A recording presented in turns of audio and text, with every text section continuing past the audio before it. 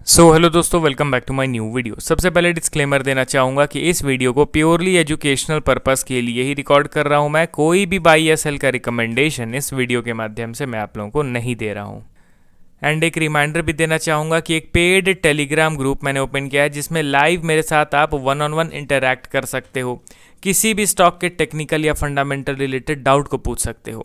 Group join करने के लिए वन टाइम पेमेंट आपको करना है 399 रुपीज़ का, एंड लाइफ टाइम का सब्सक्रिप्शन आपको मिल जाएगा। ग्रुप ज्वाइनिंग लिंक वीडियो के डिस्क्रिप्शन बॉक्स में दिया गया है, वहीं पे मेरा ईमेल आईडी भी मेंशन्ड है। आप चाहें तो मुझे ईमेल भी कर सकते हो फॉर दिस ज्वाइनिंग पर्पस। तो चलिए, आज के इस लास्ट वीडियो में आप लोगों का स्वागत है। ऑलरेडी 2 वीडियोस मैंने अपलोड कर लिया है, एंड उन दोनों वीडियोस में सारे स्टॉक्स को मैंने कमेंट सेक्शन से ही शॉर्टलिस्ट किया है एंड उस प्रीमियम टेलीग्राम ग्रुप से शॉर्टलिस्ट किया है।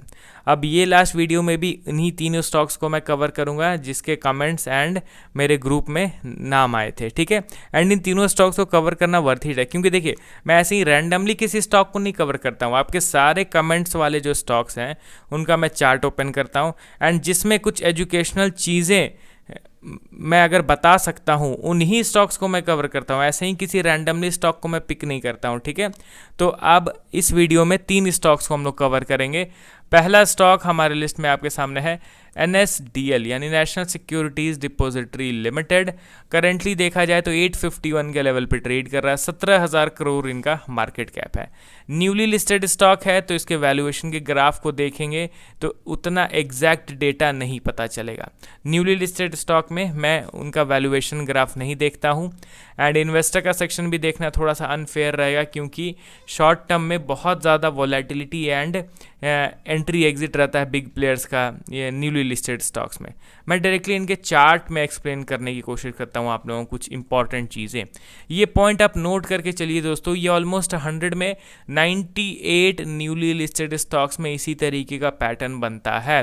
वो हाई वैल्यूएशन पे लिस्ट होते हैं, उसके बाद से वोलेटिलिटी के चलते कुछ स्टॉक्स होंगे जो बहुत तेज़ ऊपर जाने लगेंगे प्रीमियम लिस्टिंग होने के बावजूद, एंड कुछ स्टॉक्स होंगे जो लिस्ट होते ही नीचे की ओर गिरने लगेंगे।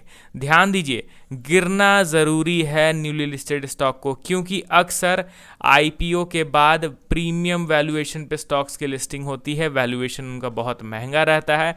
कितना ही फंडामेंटली स्ट्रॉन्ग कंपनी का स्टॉक क्यों ना हो, वो नीचे गिर के वैल्यूएशन एडजस्ट होता ही होता है। Most of the time, majority cases का ये चीज़ मैं आपको बता रहा हूँ।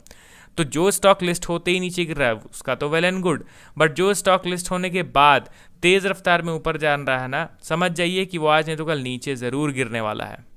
आपके सामने मल्टीपल्स एग्जाम्पल अवेलेबल रहेंगे, आप जाके देखो, आपको बहुत सारे स्टॉक्स मिल जाएंगे।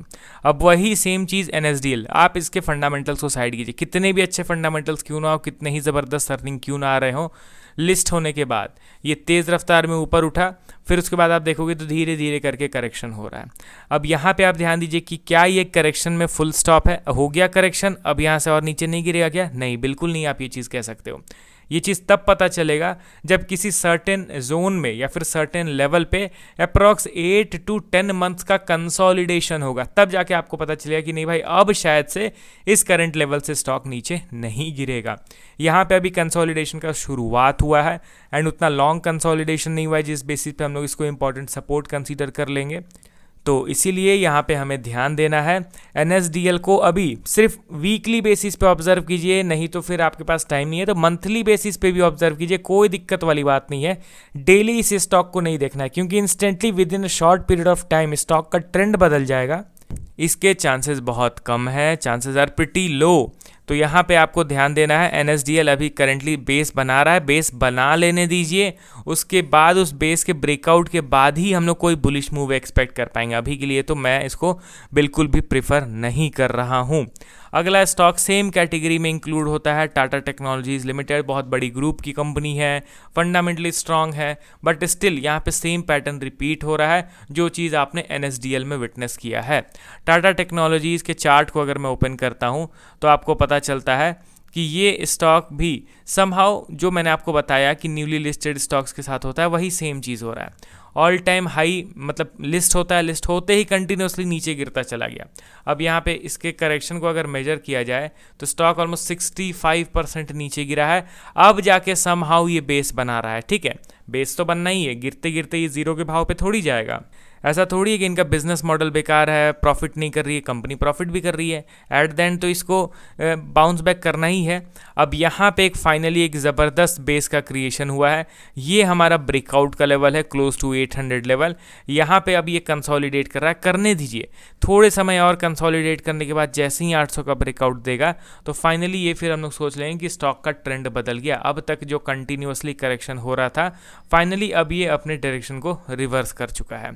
यहाँ पे अच्छा खासा करेक्शन हो रहा है दोस्तों, 2023 के एंड से ही हो रहा है। यहाँ पे लिस्ट कब हुआ था एग्जैक्ट देखा जाए तो नवंबर 2023 से कंटिन्यूसली स्टॉक नीचे गिर रहा है। अब जाके फाइनली यहाँ पे एक ज़बरदस्त बेस का क्रिएशन हुआ है, समझ रहे हो ना। इट टेक्स टाइम, यहाँ पे ये प्रोसेस को कंप्लीट होने में समय लगता है।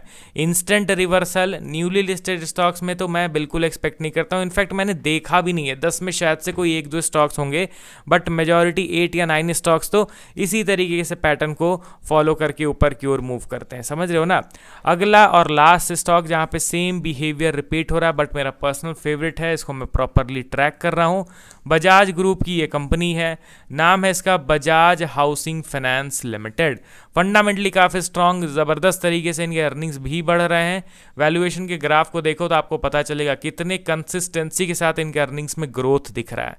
2024 से लेके 2026 तक का डेटा ये आपके सामने अवेलेबल है।